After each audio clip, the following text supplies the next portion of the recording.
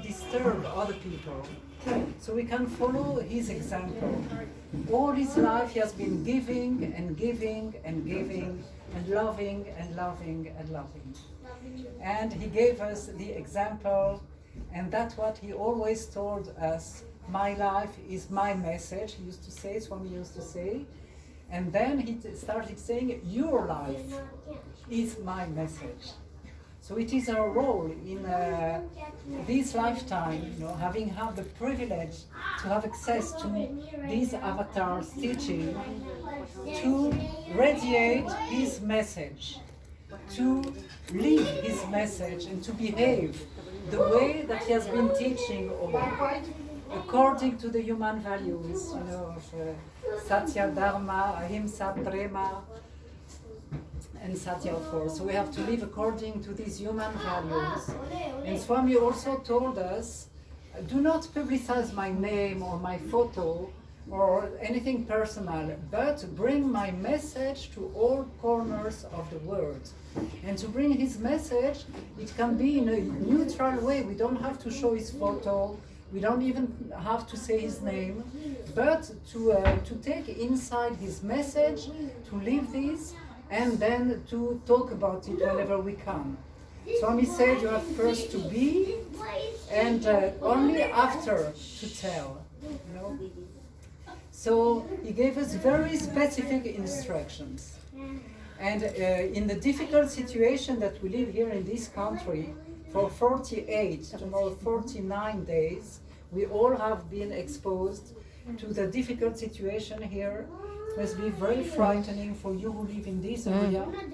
I'm fortunate to live near Tiberias, so there it's calmer. But here you have all the time, all these sirens, and it's very difficult, very frightening. And besides, you have brothers and sisters from Nepal who are still in Aza, and we don't know what is happening with them. So this is the difference in this situation between we as believers in Buddhism, or Hinduism, in Swami, and the others, and people who do not believe. Because for people who do not believe that things happen for a reason, it is very difficult, even more difficult, because then there is despair, and there is worry, and there is fear all the time. For us, who know that Swami told us that not even a blade of grass can move without his sankalpa, without his will. So we know that everything that happens for a reason, even if we do not understand now.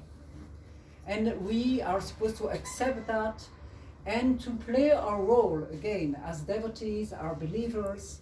We know what is karma, we know what are past lives, we know that things do not happen without any reason, and we know that whoever has to die, will die, no matter how. We know that whoever has to live will live, and what we can do is, of course, to pray for those who suffer, to pray for those who transition to other lokas, plane, and of course pray. And we can just radiate Swami's light, peace, love, and non-violence, whatever happens, in our energy, in our speech, and in our deeds, helping as much as we can, of course, praying. And I can tell you, at the beginning of this war, I am a clinical psychologist. So I thought, well, I should volunteer, to help people, many psychological problems. But I felt in the morning, when I do my sadhana, I sit in front of Swami's photo, and I felt like he was telling me the message, do not move, just be. So what I do in my sadhana, with the Gayatri mantra and the meditation on the light. Swami told us that the best sadhana for our times, for this Kali Yuga, is Namasmarana, each of us choosing one of the names we want to repeat all the time, and the meditation on the light. First feeling the light in us, in our heart, in our body, first to the people we love, then to the people we don't like so much, and to the whole of humanity, and of course the animals and the earth, Mother Earth, and to the stars and the planets, etc. And at the end of the meditation, Swami tells us, I am in the light. We have to tell ourselves, I am in the light is in me, I am the light. It's a very easy practice, okay? So I felt when doing this, in front of Swami's photo or every morning almost, you know, that is what I felt I am supposed to do. And as we know, Swami uses every one of us as one of his instruments. We know that there were people that were used, like we are talking about Phyllis Crystal, Isaac Tigret, you know, that told after that Swami was using them on the other planes, like to dissipate the dark clouds that were over, energy, of course, clouds that were over some of the countries. And we know that what I tell even my patients as a psychologist, you know, when you have this anger, you say, oh, these terrorists, when you have words of anger, thoughts of anger, emotions of anger, it's like dark clouds that you produce about yourself.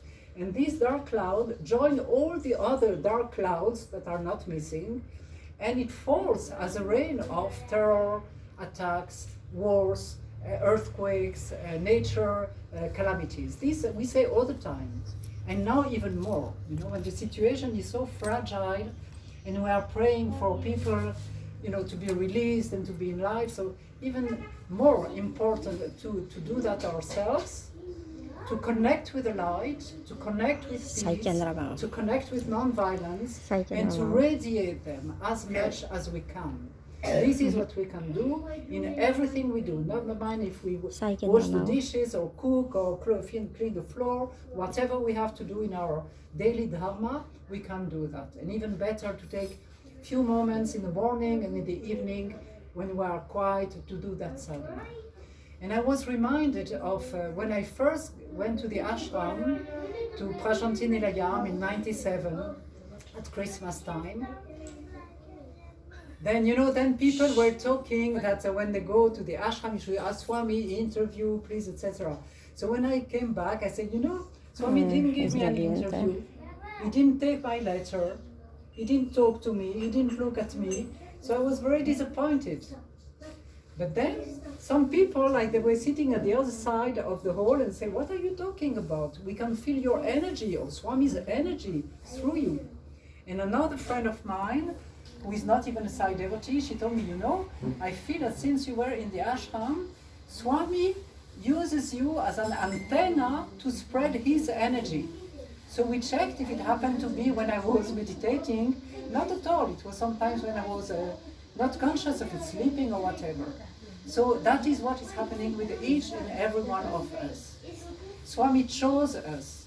Swami, you know, they say to be chosen by Swami to be his devotees, it has taken hundreds of thousands of past lives, of lifetimes, when we did a lot of sadhana, and in this lifetime we are being rewarded by him choosing us as his devotees. It is an immense privilege, and we should really appreciate that, and again behave accordingly, feel accordingly, think accordingly, and radiate his love, peace and non-violence. And whenever we have an opportunity to spread his message, whether it's on Facebook, social media, by talking with people we work with or whatever, then we can do it. So we are used by Swami as his instrument, so our task is to become more and more pure instruments, to purify our hearts, our feelings from the 6 enemies, you know, to purify our minds, and then we can be like Krishna's flute. You know, Swami told us, be like Krishna's flute, and that so the Lord can play through you. So this is what we can do, not to feel powerless, you know, in this situation. What can we do? So we can do a lot, again. And what is a very good advice for all of us, and that we can tell people also, you know, not to spend the day or hours in front of the television seeing the news, because then it can bring us into like a whirlpool of lower energies, anger, fear, etc., resentment. And so whenever it happens to all of us, of course, but whenever we feel that we are falling into these negative feelings or thoughts, we can very quickly bring ourselves back to the center. And the center is that center of light, love, peace, non-violence, etc. And it's like an instrument, like a guitar, that we have to retune, you know. Whenever we are angry or frustrated or depressed, we go out of tune. And Swami teaches us how to attune ourselves like an instrument, that whatever we believe it, and whatever we think and say and feel and act are aligned in one line. So Swami says for his birthday, don't wish me a happy birthday. I'm all the time happy. I don't need your wishes for a happy birthday. What I want is you to attain self-realization. And Swami said, my birthday is when you become self-realized. And again, he gave us all the instructions for that. So I wish us all to progress every day in our coming closer to becoming self-realized, becoming beacons of light, beacons of love, non-violence and peace, and again radiating this around wherever we are. Okay. Jai Sai Ram. Jai Sai Ram.